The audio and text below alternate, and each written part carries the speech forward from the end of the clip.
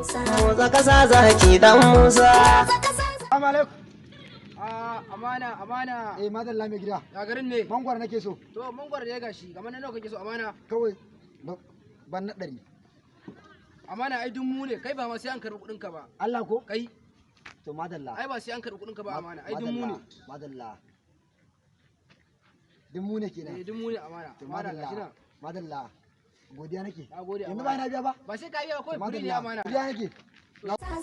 Dan Musa mai Allah nasarori. Motsa kasa zaki dan Musa. Kullun nasara tafiyar ta yi sauri. Motsa kasa zaki dan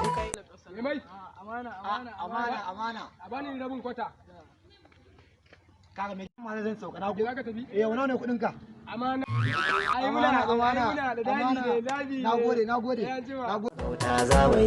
Je ka kai musu nisa kwankwaso. Mai tukan dan Musa na sanya mai ciki a cire mata laulayi. Je ka kai musu nisa kwankwaso. Tunda Allah ya so sai dai su barka nan da hirabi kwankwaso. Tunda kai musu nisa in hasada suna shan fama kwankwaso.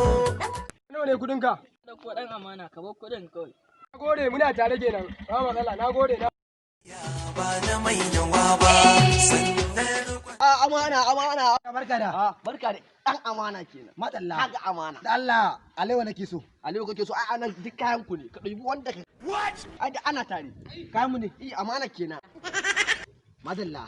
Wannan mata isa. Iya wannan zaka ɗauka. Isa. Ga me jan kai. Ye? Ga me jan kai. Ta mu ta gida ko Kallon- kuma ga mota ma ƙasa fari sama. Madalla ta mutu kenan. Ta ku ce ai amana kenan. Allah, mai gida. Eh, Tambayar kaza. ina jin Amma ka. kuma koma gefe. Kama kaɗa ne, rugun babban motsi, babban goro. Mai gida. Eh, Tambaya ta ne. eh, Tun safe nake yawo a garin nan. Eh. Kaga. Na je gun mai mangoro. Ya ce amana ya ci kan leda. Bai karɓi kuɗi ba. dole ai. Na je na hau keke na fef. Eh, Ya kai na inda nake. Bai karɓi kuɗi ba. Ina ji mai fetur din. Ya zuba masa fetur. Ya ce amana bai karɓi kuɗi. Wai dan ya ɗauko ni. Dan amana Sannan kenan. na zo nan kai ma. Zan kaɗi ba a lokacin duk kayan mu ne ɗiba. dole. Wai menene kayan sirri? kana sai ɗan amana. Eh. Wannan hular da ka gani a kanka. Ita kaɗai take da zama duk wannan abin da aka yi saboda ka san ta ci mutuncin mai ita ta ci mutuncin mai gidanta Dr. Rabi Musa Kwankwaso. Wannan hular. Wannan hula ita ce amana. Duk inda ka je nan garin nan ko jirgin sama ka je hawa inda da wannan hular ba za ka karɓi kuɗin ka ba. Ba ka karɓa ba? To an san darajar ta a Kano. Ƙasar Kano an san darajar. Na gode mai gida. Sai yasa ai ban ƙara bata muhimmanci.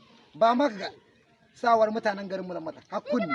Ai daga nan in za ta rufe kafafunka ka saka ta. Kaga haka zan dawo sata. Ai, Na ai. gode. Na gode.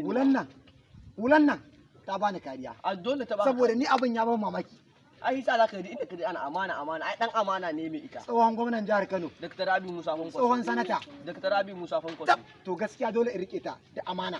Saboda hulan nan Ba a wasa da ta ci ita. mutuncin mai hular. Ba a Ta wasa ci da mutuncin ita. wanda ya ci a sata. Gaskiya ne. Na gode. Yau. Ta anjima. Mu ma- Na gode. Sunana Abba Idan Gari.